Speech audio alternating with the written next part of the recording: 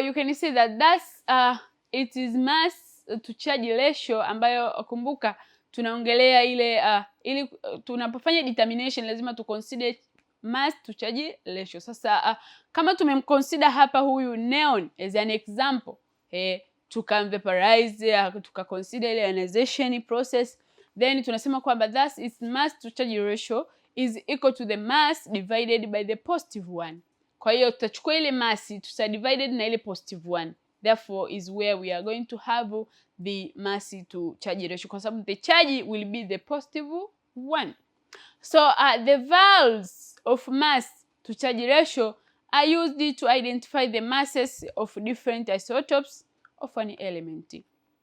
Kwamba this value of the mass to charge ratio inatusaidia sasa kuweza kufanya identification of this masses of the different isotopes of the element, kwa sababu tunajua kwamba hizi isotope huwa zinakuwa zina exist katika different isotope. Utaona kwamba atom ni yule ile, element ni yule ile, atomic number ni yule ile, lakini zile their mass numbers, their number of the neutrons are the different. Kwa hiyo unakuta zina exist katika different isotopes. Kwa hiyo tutatumia ile charge, mass to charge ratio kuweza kufanya identification ya hizi masses of the different isotopes of an element.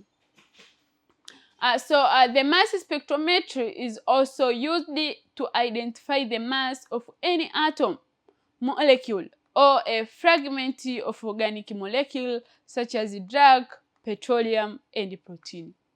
Sasa tulivyokuwa tunaangalia hii spectrometry technique, tumesema kwamba the main purpose is to measure the relative mass of the isotope, of the different isotope.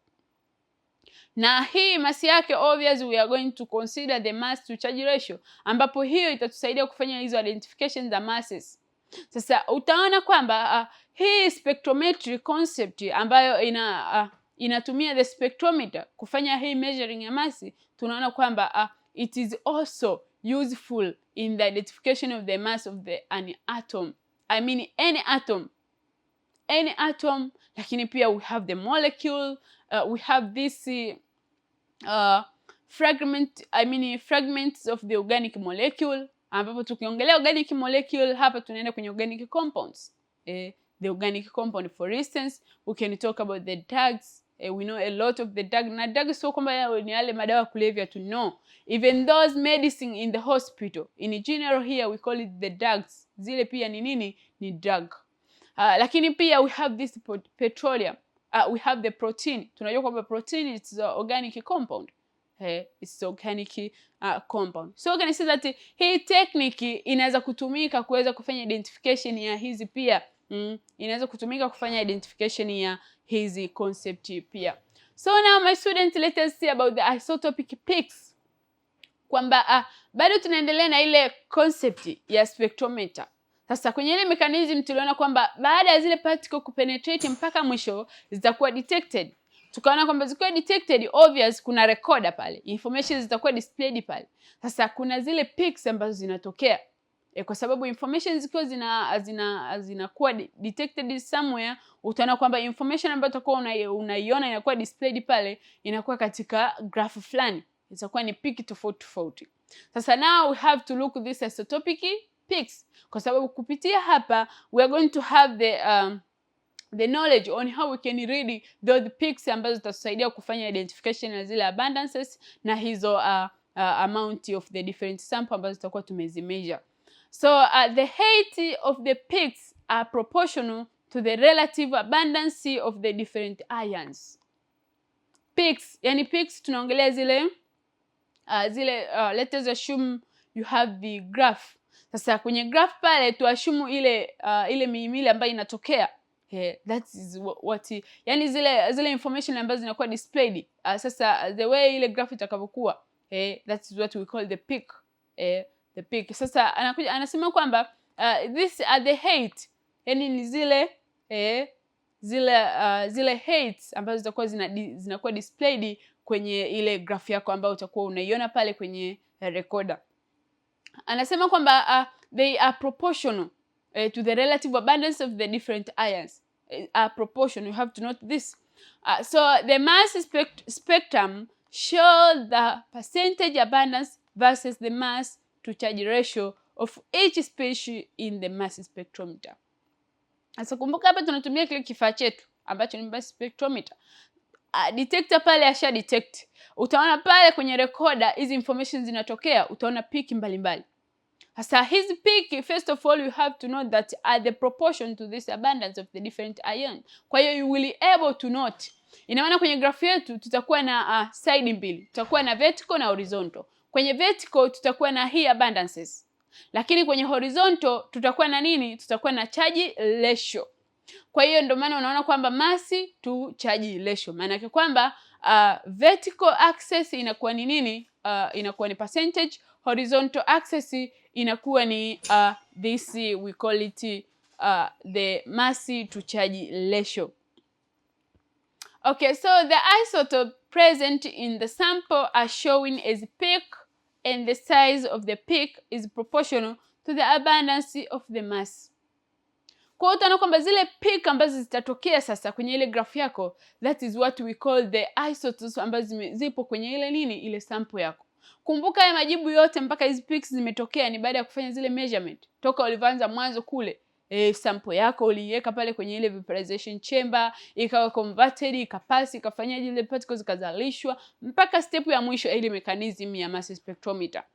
So this is what happening. So each peak indicates one isotope with its percentage abundance and relative atomic mass or mass number.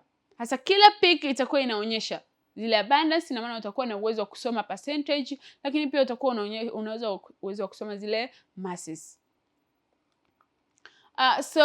The number of the peak equals the number of the isotope. Number of the peak is the number of the isotope. Kama isotope it is occurring maybe existence katika 2 isotope, therefore the number of peak will be also displayed the same. For example, chlorine are the 2 naturally occurring isotope as illustrated in the figure 1.21. Taenda kuona kuhusiana na isotope of the chlorine, this one, kwamba chlorine ana isotope wawili. Ana isotope ambayo ni chlorine with the 35, lakini pia chlorine with the what? 37. Kumbuka isotope inakuwa ni element hiyo, atomic number hiyo, lakini tofauti tu ni nini? They are mass numbers, or they are number of electrons, I mean neutrons. For instance, here the number of neutrons is 18, lakini hapa utaona ni 12. Lakini protons ni ile, electron ni ile. That is we call isotope. Kwa hiyo the peak, zile peak is equal to the isotope. Sasa kama isotopes zako zimetokea occurrent naturally ni 2, therefore the peak will also be displayed there, will be 2. So when the sample of the chlorine molecule is fragmented into the different isotope in the mass spectrometer, it gives the 2 ions, whereby we are going to have the chlorine with the 35 mass number and the chlorine with the 37 mass number. And the chlorine with that 5 mass number will give a mass reading at the mass to charge ratio of 35.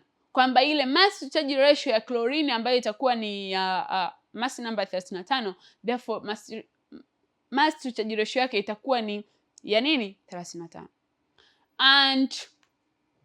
And the chlorine with the 37 mass number will give a mass reading. Kwa hiyo mass reading yake ambayo obvious itakuwa ni mass to charge ratio itakuwa pia 8/37.